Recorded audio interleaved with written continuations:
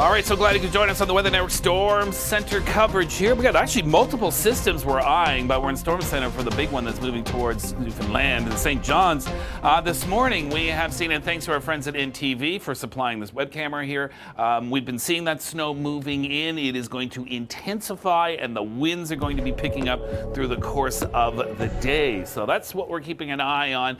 We've got multiple systems. I mentioned a potent front moving across into the BC coast today, and that will have ramifications. One of several weaker systems moving across the prairies with light snow, and your story is going to be the big temperature plunge. You'll start feeling it Sunday, but really into next week.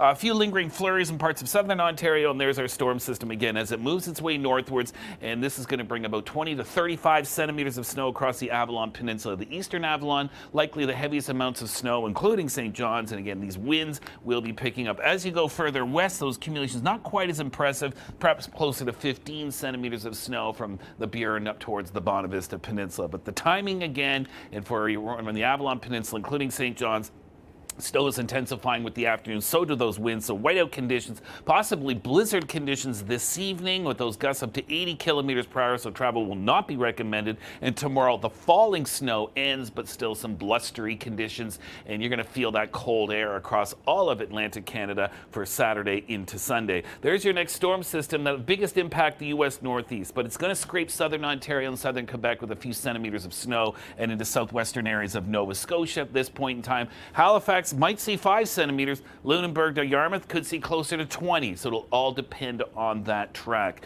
Now, on the northern flank of that system, due to the easterly winds, we're going to get into a bit of snow around the Golden Horseshoe, so that could be about 3 centimeters on the higher end. And then as you get further east, Ottawa to Montreal, this looks like about maybe 5 centimeters or less.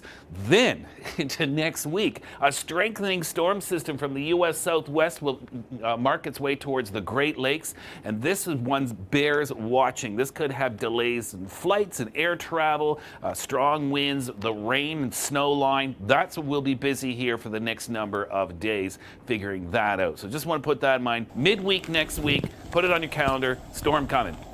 And then question mark. Merritt, British Columbia. To the Coquihalla region, and thank you, Brad, for sharing this in.